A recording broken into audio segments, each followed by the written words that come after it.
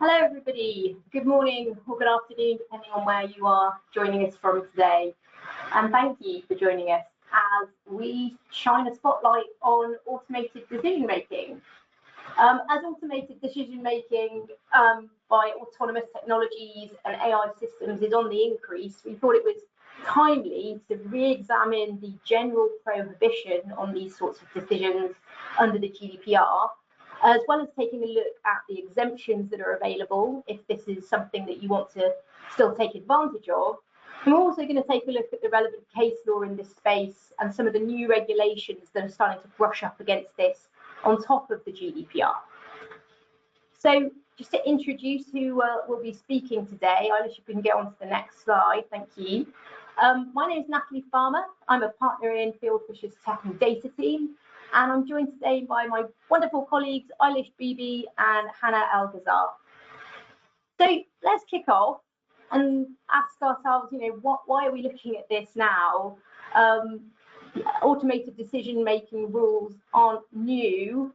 They've been on the books under the GDPR for some time, but why are we taking a look at it today? Well, it's becoming much more commonplace, frankly, for businesses to utilize technologies that make predictions, provide scoring, and in general assist with the taking of decisions that would have previously been a human-only endeavor. So, like I said, while the GDPR's rules on automated decision-making have remained the same since the GDPR came into effect in 2018, there's been a big shift in the technological landscape, meaning that businesses are now more likely to need to understand what these rules are. Additionally, we've seen an increase in regulatory focus in the area, and we've seen new case law from the CJEU, which we're going to come back to a little bit later on.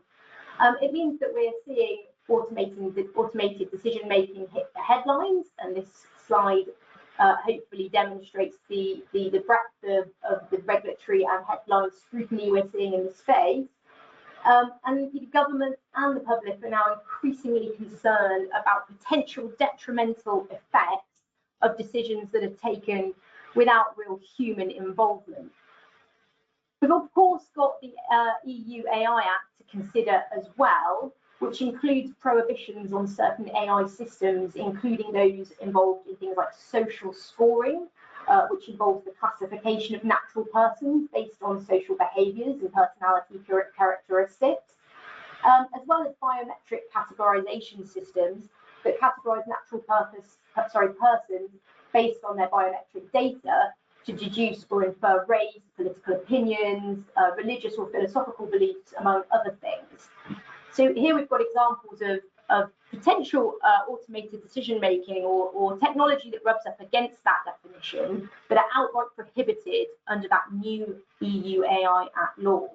And the AI Act also sets out some very onerous obligations on the providers of AI systems that are considered to be high risk, including those which are used to determine access or admission to education, access to employment opportunities, and that can include the filtering of job applications or evaluation of candidates, and also ongoing employment-related decision-making, such as decisions around promotions or termination of employment contracts.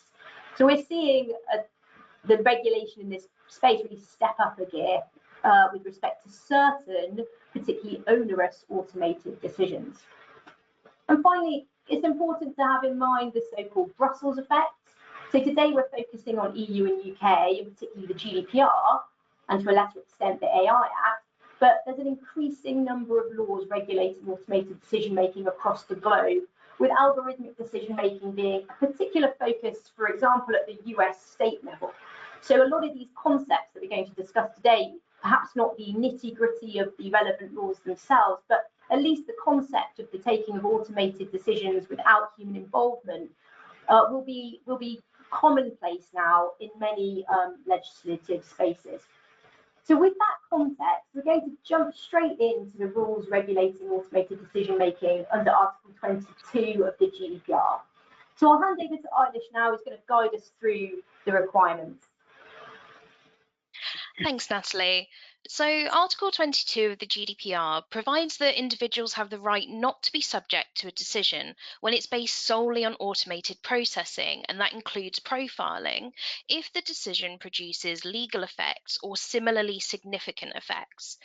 This is subject to some exceptions, namely where the individual is given their explicit consent or where automated decision making is necessary for entering into or the performance of a contract with the user, or the automated decision making is authorized by EU or member state law.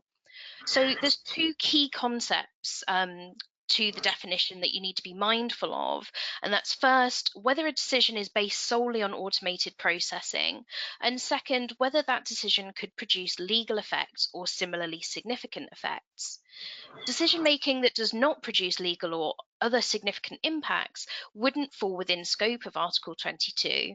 Neither should decision making that's not solely automated, for example, decision making that still involves some degree of human consideration.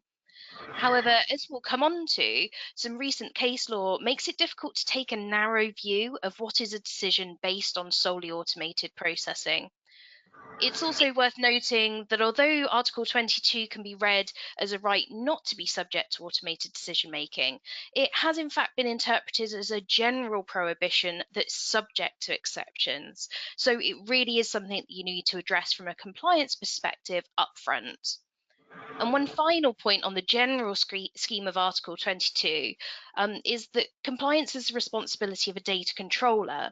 However, processors that are implicated in decision making or scoring will need to be aware of their customers' compliance obligations and be ready to provide some support with those obligations in order to properly commercialize their technology.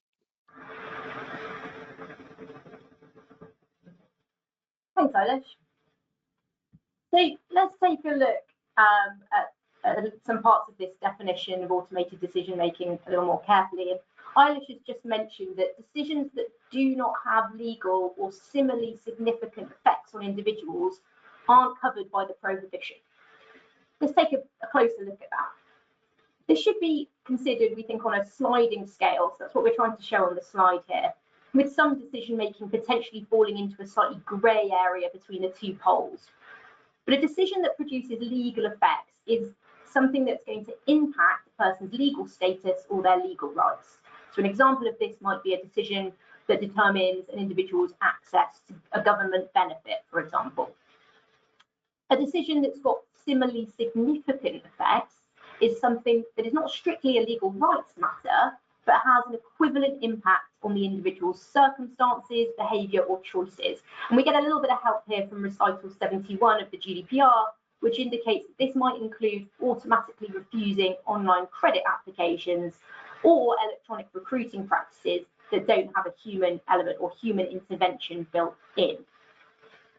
The Article 29 Working Party Guidelines, the Article 29 Working Party is the precursor to the EDPB, and these guidelines were endorsed by the EDPB, indicate that for data processing to significantly affect someone, the effect of the processing needs to be sufficiently great or important, which frankly isn't that helpful, but they do give an example, and they talk about decision making that has a prolonged or permanent impact on the data subject, or which could lead to the exclusion or discrimination of individuals, and those would be at the most extreme end of the scale.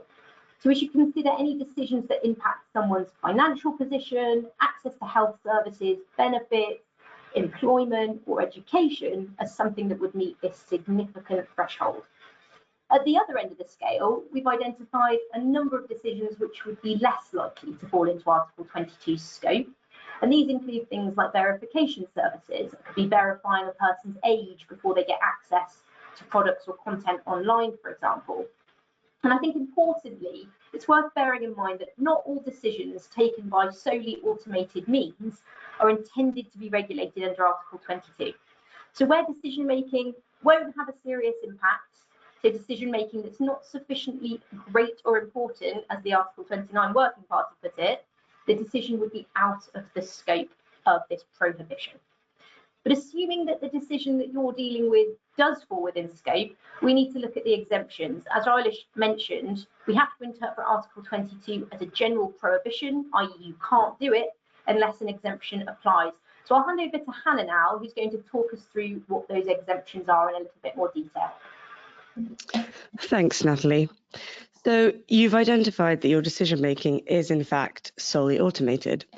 Next, you'll need to consider whether your processing falls within one of the three key exceptions under Article 22, which is consent under the GDPR, necessary for entering into or performing a contract with the user, or is it in fact authorized by an EU or member state law. This slide shows a decision tree that will be used in connection with automated decision-making analysis. And there are a couple of important points we need to note. Firstly, let's talk about the explicit consent. In order to meet the GDPR standard for explicit consent, the consent must be freely given by a clear affirmative act, and the consent must be specific and informed.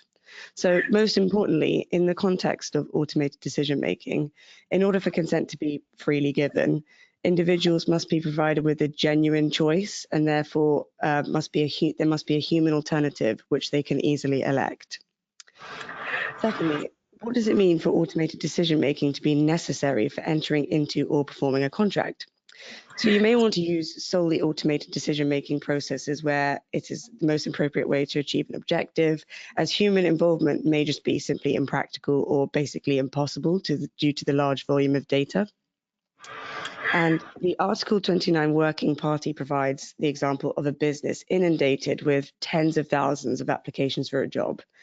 Its use of automated decision-making technology to sift through that exceptionally high volume of applications, essentially removing irrelevant applications, could be considered necessary in order to make a short list of possible candidates with the intention of entering into a contract with the data subject.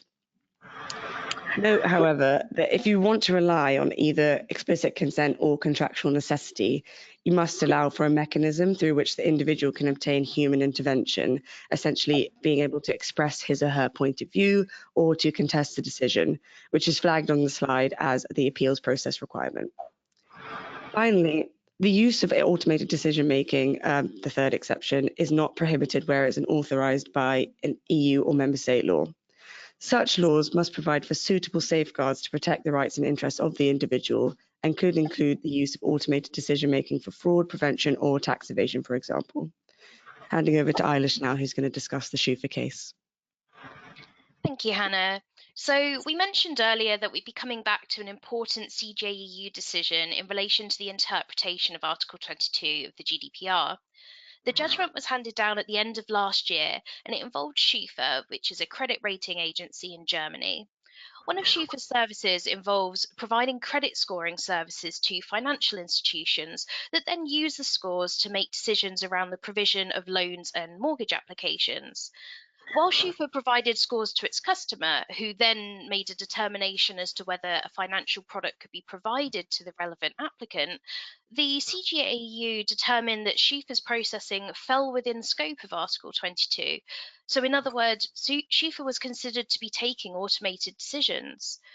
Now, it's not unusual for service providers like Schufa that have developed technologies that are focused on things like credit scoring, fraud detection, or recruitment analysis to consider themselves one step removed from the decision-making process on the basis that they're merely providing outputs to their customers who then take the final decision. However, the CJEU wasn't persuaded by Schufa's arm's length argument and placed great weight on the fact that Schufa's customers were strongly relying upon Schufa's credit scores to take decisions on credit applications. This decision has resulted in a much broader interpretation of what constitutes automated decision-making within Article 22.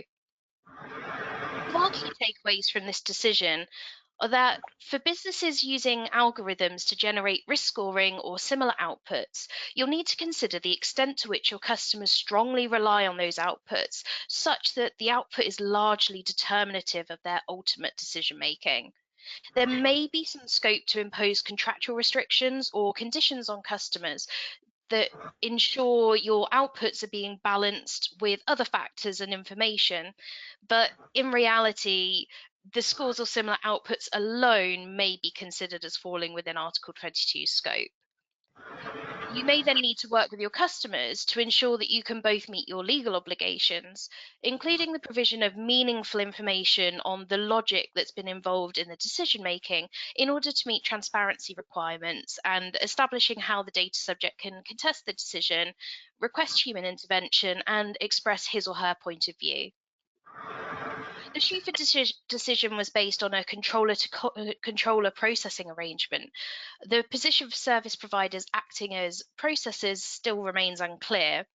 However, it seems likely that many service providers in this space will be involved in machine learning or continuous product improvement activities that would make a controller role more common in any event. And you can find out a bit more information about this case on our Bite Size Legal Update podcast.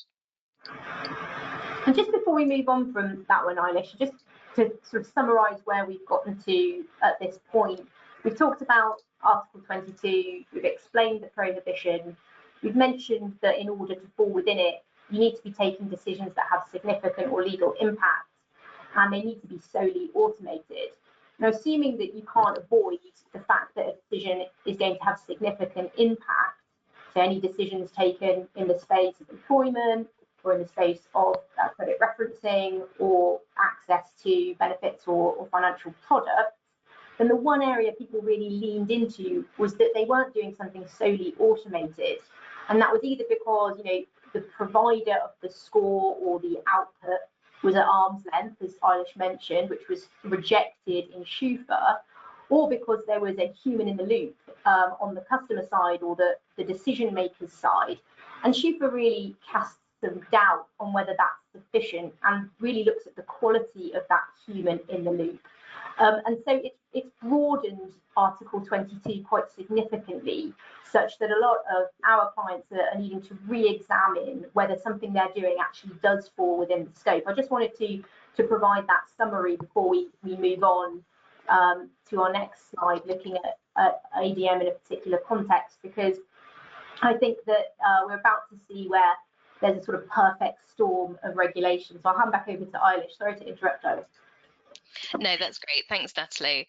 So one area where we've started to see the various rules and evolving considerations collide, as Natalie mentioned, is in the employment sphere. So here's a flavour of what we're starting to see in this space in the UK and the EU. So closely following the Schufa decision from December last year that we've just covered, in February of this year, we received judgment from the Supreme Administrative Court in Austria in relation to the Public Employment Service Austria and their reintegration services for job seekers. In this case, the Public Employment Service used an algorithm to calculate the degree of probability for job seekers to be employed for a certain number of days, and that was based on a number of factors, including their age, gender, education, health, and caring responsibilities. And that result was used as a starting point for counsellors to work with their job seekers to assess their working potential, and the algorithm itself wasn't used for job placement. But the Supreme Administrative Court relied on the recent CJEU decision in Schufa to determine that the algorithmic process in itself is an automated decision under Article 22. And the decision emphasised that the involvement of the counsellors in the overall decision-making process didn't prevent the algorithm from having decisive influence on the outcome. And the court commented that human intervention only takes data processing outside the scope of Article 22 when the intervention constitutes more than just a rubber stamp of the algorithm's recommendations. So, Natalie, if you wanted to talk us through some of the key parts under the EU AI Act. Yeah, thanks, Eilish. So I think we're starting to see a bit of a common theme, and the reason we've picked employment as a sort of case study of what's going on in the space is that there's so many different overlapping pieces of regulation now, as well as case law. And as I mentioned, you can't assume that something is sufficiently arm's length anymore to take you outside of Article 22. And I think the Supreme Court decision from Austria that Eilish just mentioned is a really good example of that. So that's a national decision, so not necessarily authoritative on a pan-European level, but still really interesting to see that. But then we take a look at the EU AI Act, and find ourselves, with even more employment-specific scrutiny in the automated decision-making space. So I've mentioned a little bit about this earlier, but to dive in from an employment perspective, the use of AI systems can potentially give rise to some pretty hefty risks of things like bias, unfair or possibly discriminatory outcomes, as well as there being potential for the exclusion of certain groups of individuals from the labour market. So these are the fears when it comes to the use of artificially intelligent systems in the employment space, that there could be this exclusionary effect. And this is because if not trained and tested sufficiently, or on data that's sufficiently representative of the relevant job market in question, an algorithm itself may suffer from inherent bias, where it naturally favours one demographic over the other. And given the speed at which decisions can be taken using AI technologies, the likelihood that harm occurs or occurs on a large scale is potentially increased. So it's unsurprising that we see this as a focus area under the EU AI Act. So the Act will place restrictions on high-risk AI systems that include those in the employment context, as I mentioned earlier. And to recap, some examples could include the use of AI systems for taking decisions in recruitment. So that would be the placing of targeted job advertisements, or analysing or filtering applications, or evaluating candidates for jobs. And also employment-related decision-making affecting terms of work, such as promotion or termination of a contract with an individual, or the evaluation of their performance or the behaviour of employees. So all of those types of decision-making using artificial intelligence, which is very similar to the concept of an automated decision, i.e. decision that doesn't involve a human element, is going to be regulated as high risk. And the high risk category under the EU AI Act is where we see the majority of the regulation. It's the really onerous parts of that piece of legislation that have to be complied with. So it's quite an important piece to call out.